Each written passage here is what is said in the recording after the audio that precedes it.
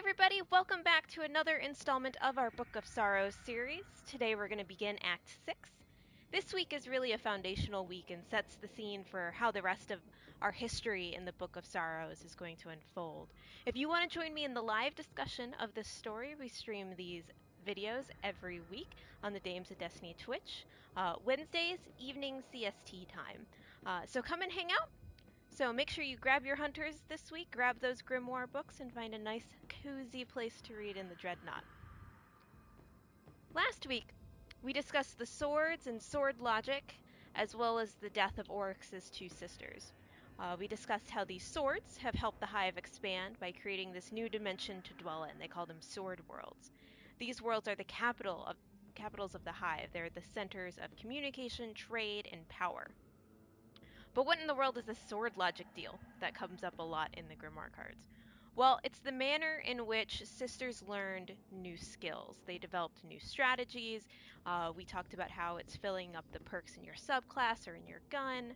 And we had a discussion on how this could be a mystical phenomenon or it's a practical one. So check out last week's video for more information on that. Leave your thoughts in the comment section there so we can discuss them on stream. And then while the sisters were learning this sword logic, they were losing another fight. They were losing the fight against the hungry worms that fed on death to survive. The situation became so dire that Xivu and Savathun, Oryx's two sisters, were killed by Oryx so that he could take the final steps into godhood and become immortal.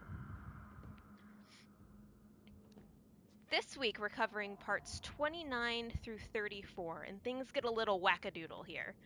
We're going to see some old friends, solve an old problem, and get in touch on the philosophy or the religion of the Hive. And guess who's back?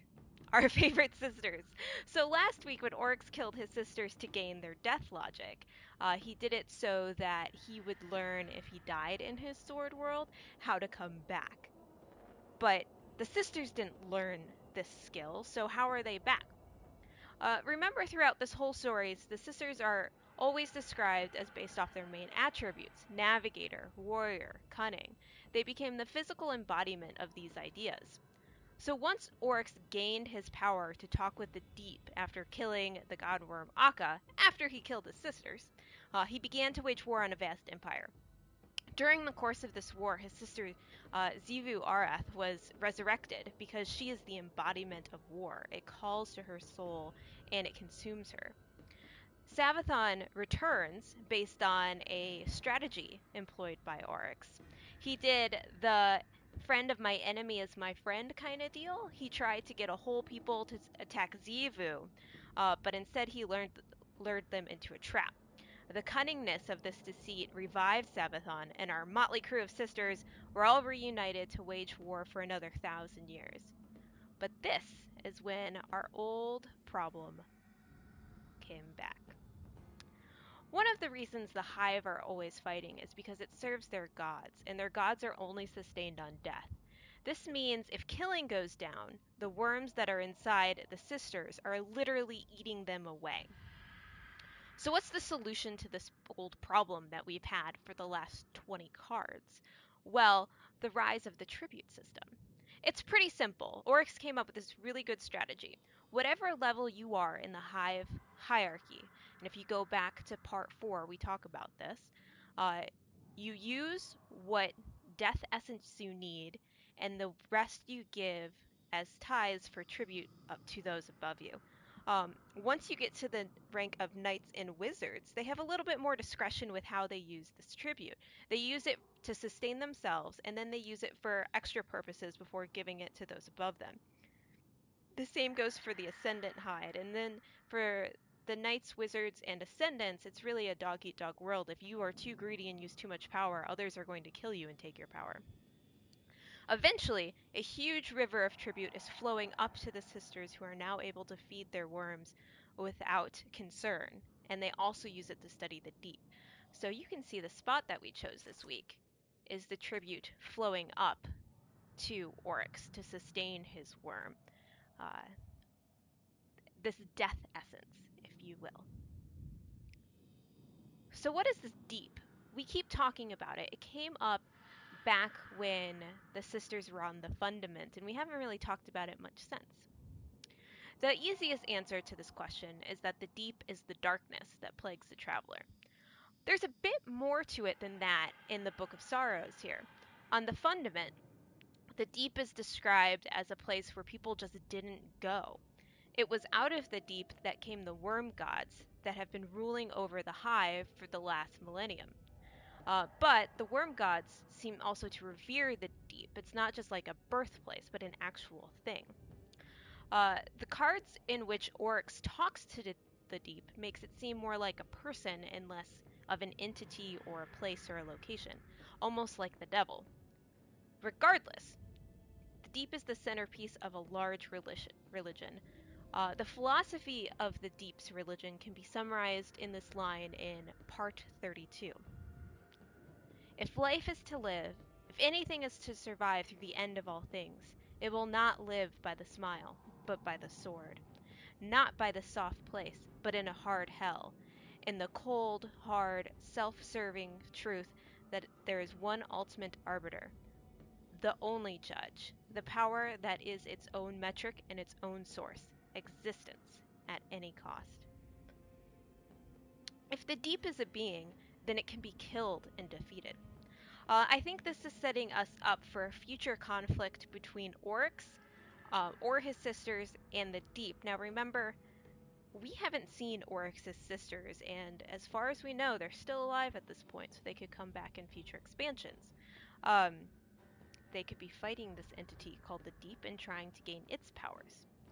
Or it could also be setting us up, the Guardians of the Light versus the Deep. This is similar to us in the Black Garden. Now, there's two lines from the dialogue in the Black Garden story mission that we have from our ghosts here. The first one is, think you can kill a god? And the second one is, I think you are hurting it.